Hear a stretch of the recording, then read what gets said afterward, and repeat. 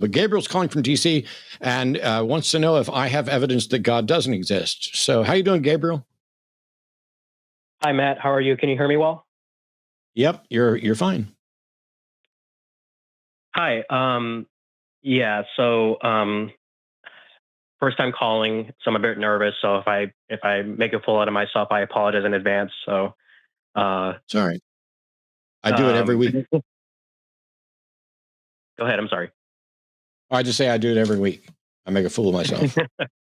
Yeah, I've been watching you for a year, and I am like very, interested in. I like a lot what you have to say. But yeah, basically, I'm a theist, and been a Christian for pretty much my whole life. And so, question is, I wanted to ask you, and again, I know it probably sounds dumb, but I'll just say it. I wanted to ask you if you or the atheist community has evidence of a God not existing, because Which I God? know the Christian God, Yahweh. So. Well, you do realize that with over 1,000 denominations, there's a ton of different gods that Christians think are the Christian God. So you have a different Christian God than, some other Christian probably. Yeah. Okay. So the issue is, in order for us to have evidence at all to demonstrate that a particular God doesn't exist, that God would have to be defined in such a way as to be falsifiable. Some versions of the Christian God are essentially unfalsifiable, that God is intentionally hiding and only giving evidence to some people and not others. And because of that, it may be the case that we don't have any evidence or a reason to conclude that a God doesn't exist. I think any religion, any God that is tied to a religion that includes a concept of a soul is obviously false, as the concept of a soul is essentially one of the most absurd and obviously false concepts within religions.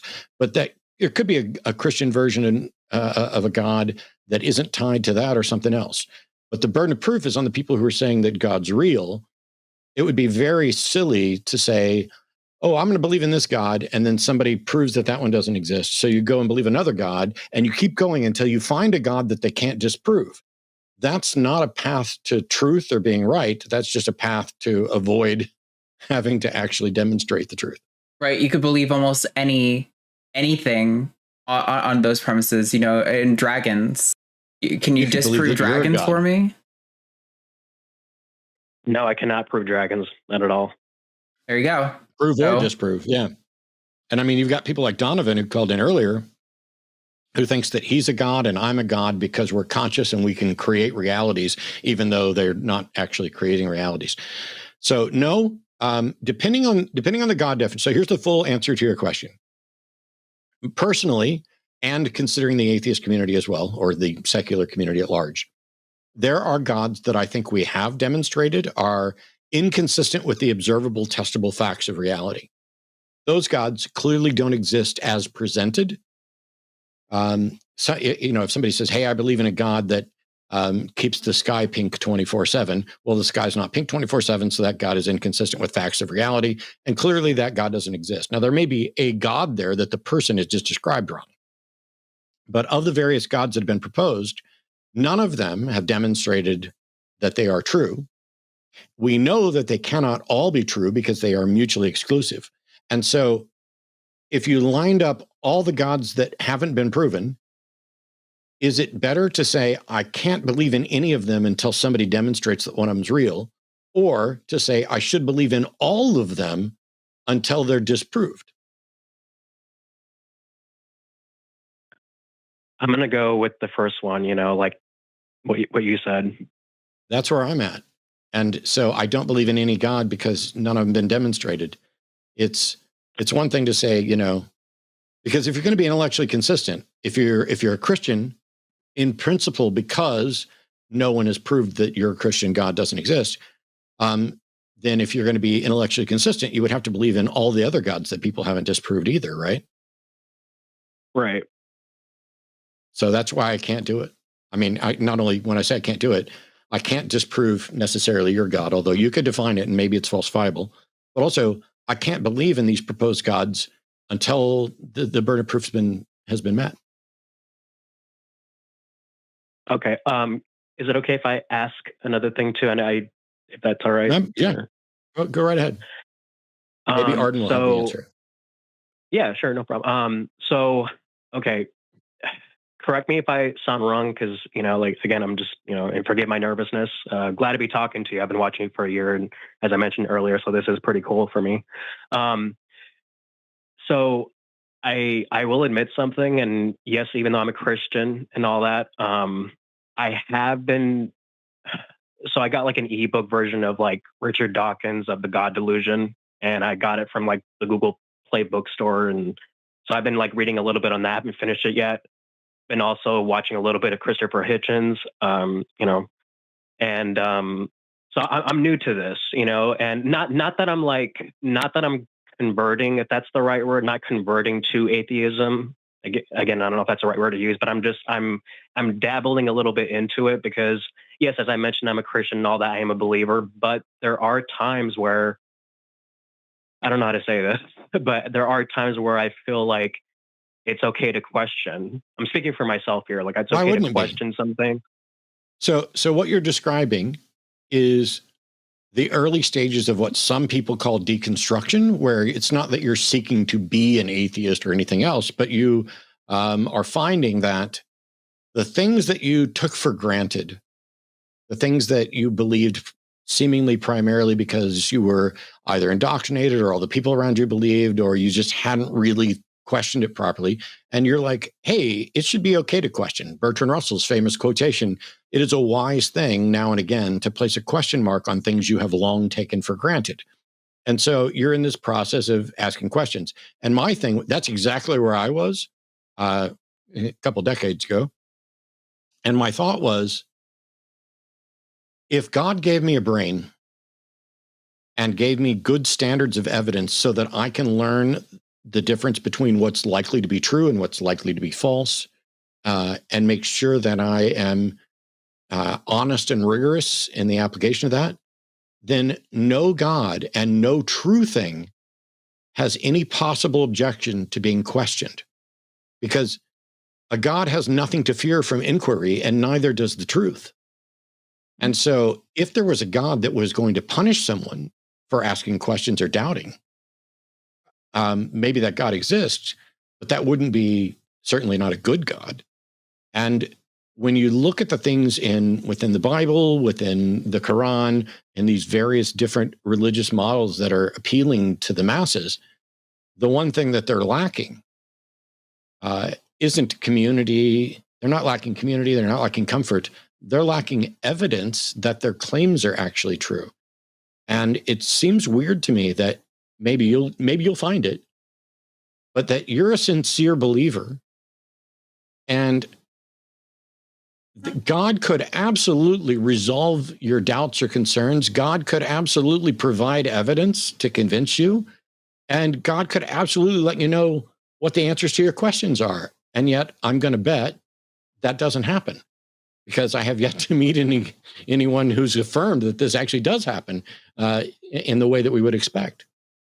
So yeah, ask away. Yeah, and I was just gonna jump on that too. I agree. Like, because if I were to say to you, like, well, even if he does, I hope this sentence comes out right. But it's like, for example, if I were to tell you, and I have said this before to someone else, like, even if God does manifest or show himself to me, okay, but what about other people? If that makes sense, like, what about other people? They didn't show, himself or herself, to him or to that believer.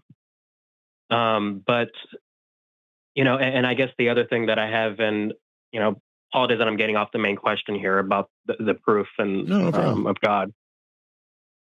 It's the fear, and I got to be real. And I'm sure you hear this a lot too, because I've been watching your show, and you mentioned in some of your shows, because I'm always on YouTube and I'm always like checking your content, and you have mentioned that you've been doing this for 20 plus years and all, and so and I'm sure you get this a lot, but my fear is death. And like, and I'm sure I'm not the only one. It's like, okay, where am I going after that death? Which none of us know, but that it's the fear that's holding me back is what I'm trying to say. It's the fear that's holding me back, you know, like what happens if, I know I'm wasting your time. I'm sorry. I'm just like, I'm trying to like think No, about it's- it. That's what we're here fine. for. And I've answered this question. I want to hear Arden's answer to this question about the fear of death and how it relates to religion and lingering doubts. I mean, I don't know if there's anything unique that I can bring, because in my personal experience, I love the notion of like oblivion. That sounds quite peaceful to me. Life is long and exhausting, man, and I can't wait for.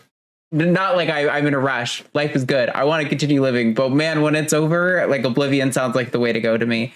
But that being said, I like what Matt and others have said a lot on this channel. Like, you know, how much time do you spend wasting being exhausted about like the Muslim version of hell, or the Hindu afterlife, you know, or the consequences of the Egyptian pantheon afterlife? Like, probably not a lot, right? You spend time worrying about the afterlife of the religion in which you were raised. That to me sounds more like a result of a human brain incurring trauma from things that a little child was taught about punishments that come after life, not like a really founded fear that you like sincerely believe in. And that's why we often recommend people call Recovering from Religion, an organization we support a lot on this channel. We do fundraisers for them. They have like call lines where they talk to people like you, Gabriel, and they don't intend to deconvert you. Their mission is not to turn you into an atheist, but it is just to be that resource for you to be like, hey, I'm having this fear of hell. And they can connect you with like peer support groups and other resources and things like that to help cope with what is an actually very, very common experience. That fear of hell. While it didn't hit me the way it's hit you, I know so many atheists who, and not even atheists, but like deconstructed Christians who have a similar experience to you.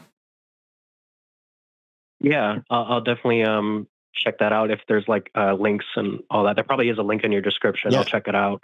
Yeah. Recoveringfromreligion.org. If it's not in the description, I'll do it right now. Not only does recoveringfromreligion.org, not only do they have call lines, but they have chat services just at their website. If you want me to, I want to let you finish, but if you want me to afterwards, I think I can address why the concept of death and being dying does not bother me at all, but I want to let you finish. Oh, I want to listen to this first. This is important. I'll listen to you. Okay. So when I said that the soul is the single most obviously dead concept in all of theology, I'm not even slightly exaggerating. Not only is there no evidence, no good evidence for a soul, but it is contraindicated by what we observe. Everything about my personality, my likes, my preferences, my memories, my decision-making, the actions that I do, the things that would be considered a sin by some God, or a vice or a virtue, depending on the model, all of those things are functions of my brain. And all of those functions of my brain, while we do not fully understand them, are physically alterable, which means if I have brain surgery or brain trauma, that can rewrite who I am. It can rewrite what I remember. It can rewrite what I prefer. It can rewrite my tendencies, my habits. Am I more prone to yelling and saying fuck, or am I more calm and peaceful? Am I more likely to be engaged in one religion's sin or vice? Or am I a nicer person or a better person? Or do I engage in something else? We know that all of these things can be altered by altering the brain. So the question to ask yourself is, when I alter someone's brain, does that mean that the soul that I thought they had is no longer in charge? Is it no longer steering the ship? Is that soul that got saved at age 5 and was devoted to Christ, and then I have brain damage, and now I'm a godless heathen, queer, blah, blah, blah.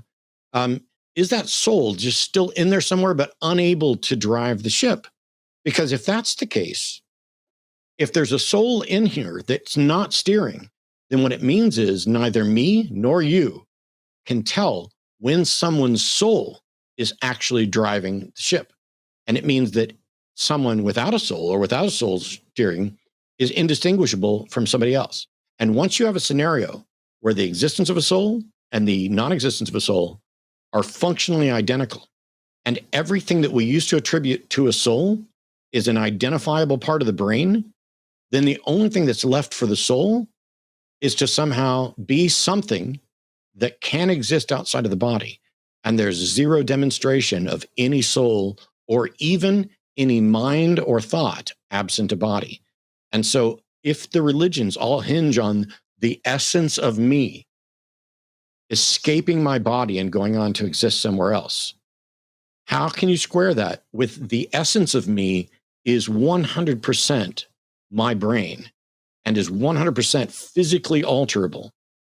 Once I came to grips with that, you can go to Mark Twain's quote about, I was dead for 1 billion years before I was born and it never bothered me one bit. But I not only am not convinced if there's an afterlife, it'll be a big surprise, and I'll be more surprised than anybody, because I'm not merely convinced that I'm not going to have an afterlife. I'm convinced that nobody does, that the very concept of a soul existing outside of the body is just wishful thinking. And I'm unaware of any evidence to overcome all of those problems tied to the brain, personality, memories, characteristics. None of that makes any sense. And it makes no sense to me how those parts of me could exist outside of a body if they're alterable while they're in my body. Yeah. So then, Matt, what do you say to people? And I'm sure you've probably gotten this before. What is your response to people that say that consciousness, is the same as the soul? And how would you define a soul? Well, if they say consciousness is the same as a soul, do we have any evidence that consciousness can exist outside of the body, or that my consciousness specifically survives my death? Because I think the opposite is true. So if you want to say consciousness is a soul, to me, consciousness is an emergent property of my brain.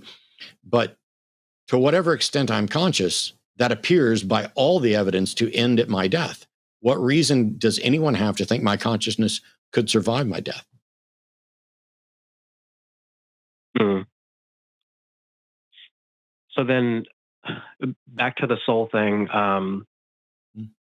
Okay. How do I ask this? Hold on. I'm trying to think before I say. So the soul. So then what is the definition of the soul? Again, sorry if that sounds dumb, but I'm just trying to think of the right words. But what is the, I guess, scientific definition of the soul, if there is one? So there's a different definition of a soul for almost anybody who wants to talk about a soul, which is another problem. And there is no science of a soul. The concept of a soul is, because it is proposed as a supernatural phenomenon, science can't even begin to assess it, because science cannot investigate the supernatural. There is no evidence that anything supernatural is in fact real, and there is no science of exploring the supernatural. And so if somebody's convinced that they have evidence for the supernatural, they need to present it, show why that's evidence for the supernatural, and they would basically be building the science of the supernatural. But that hasn't happened yet. Right. Not without trying. People have tried. They just haven't really produced anything. You can compare that with the same thing with the UFO phenomenon. I'm not trying to change subjects here. I want to stay on the main question that I was asking. But you can basically say the same thing for the UFO phenomenon or UAPs that's going on around, right? Yes, I'm not convinced that we have sufficient evidence to conclude that UAPs are the alien things that people speculate. The unidentified in both of them is the key thing there. And what that is the humble acknowledgement that while we have some types of observations, we are not in a position where we can draw reasonable conclusions about them. The difference is that, people run around and I've heard people tell me the ghost stories. I've had people in my family tell me about how after so and so died, I was asleep, and their ghost came and sat down on the bed, and when I woke up, there was a butt print in the bed, so I know they were really there. And I'm like, that's a cool story.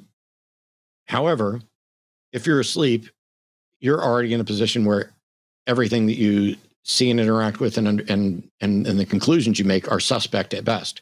But it could be the case that somebody came in and sat down on your bed while you were sleeping, your parents, and left that butt print. And in your sleepy state, you just assumed that it was, Aunt Josephine or Grandma, whoever. The quality and quantity of evidence that would be needed to confirm something like that is still unknown, because we do not know how to confirm the supernatural. And as long as we're in that position, it's all just speculation, and it's probably bad speculation, because there are billions of people who are living their life absolutely convinced that their speculation is in fact true, and mostly because other people around them believe it as well. Yeah, totally. I agree with that part. So, well, I think we've given you some stuff to think about, and I appreciate the call. Yeah, and there's a link to Recovering from Religion in the description now that's active. So I would definitely recommend checking it out and seeing if any of their resources sound useful to you. Yeah, thank you guys so much for answering, and thank you for the information. I really appreciate it, and I'll click on that link right now. Awesome. Absolutely. Good luck, Gabriel. Thanks, Gabriel. Call us back with an update. Yeah. Literally, we're both like, yes, call us back. We'd love to have more thoughts and with people, and it's one thing if Gabriel's not a great caller because there wasn't confrontation. I don't mind confrontation. I just want that confrontation to be honest and for there to be thought and listening going on. Yeah. Gabriel was a great caller because even if Gabriel stays a Christian, I suspect that Gabriel will stay a Christian if and only if he finds better reasons. And that means that Gabriel can call back with those better reasons. And then Arden and I, if they're compelling reasons, can also share that belief. And if we find reason to not believe those, we can have another conversation with Gabriel. Yeah, Gabriel seems like an honest caller. And by the way, when we say that, I see people in the chat who I think are maybe new to these kinds of conversations and don't always know what we're talking about. It's not about lying. It's about intellectual honesty. It's about when we ask you a question like, do you spend time worrying about other hells? Or for example, earlier, the first caller, Donovan, right? We were asking him, what is your evidence? And he would say, well, I have a mind and you have a mind. That's not intellectually honest because you aren't answering the question. You are just saying other things to try to feel like you're answering the question. That's what we're talking about with honesty and dishonesty in those contexts. I also love the chat's going crazy over ghost butts. It's a story. It's a family member that I remember told me that story or a version of that story. And it stuck with me because at the time I was still a God believer, but I didn't believe that ghosts were real. And I didn't believe that the spirits of our loved ones could visit us. They were in heaven or hell. And there is no escape from either and no interaction from either. And why would they want to? If you're in heaven, there's this notion in some religions of the people who are up in heaven going, ooh, let's watch. You know, like, hey, and are they watching you have sex? Are they watching you eat? Are they watching you have explosive diarrhea? Are they watching you suffer? How can they watch you suffer and not be sad? There's no sadness in heaven. If there's no sadness in heaven, how could you look down and even see general happiness and not feel sad that they're not perfectly happy? The notion, this is something that I should have maybe mentioned to Gabriel, is my argument about how my mom is not going to be in heaven. My mom is a devout believer who is convinced that she is going to heaven, and she is convinced that I'm going to hell. Those two things cannot both be true. if there's no such thing as sadness in heaven, because my mom could never know that I'm in hell and not be sad about it. Unless you turn my mom into somebody else, in which case that's fine. You have some facsimile, some doppelganger that's loosely modeled on my mom, but it's not my mom. Yep. Because my mom could not avoid being sad that I'm in hell. That was actually one of the first things that started to break my, like I've said many times, I don't really remember a lot of having strong God beliefs, but I do remember being in, I think, 3rd or 4th grade. And my friend, who was a pastor's son, mentioned that in heaven, there is no sadness, that we're always happy. And I remember that same day, I was told that my dad was going to hell and that we could watch our loved ones from heaven. And I was like, wait, so I'm going to be watching my dad in hell and be happy about it? That doesn't make sense to me. And I remember that was one of the first times where I was like, that I don't understand how that makes any sense. Like, that's not me. It started to unweave things really early from that. Hey, if you liked this video, why don't you click that like button? And if you didn't That's like what it, you would say. subscribe. Okay. You didn't even give me a chance.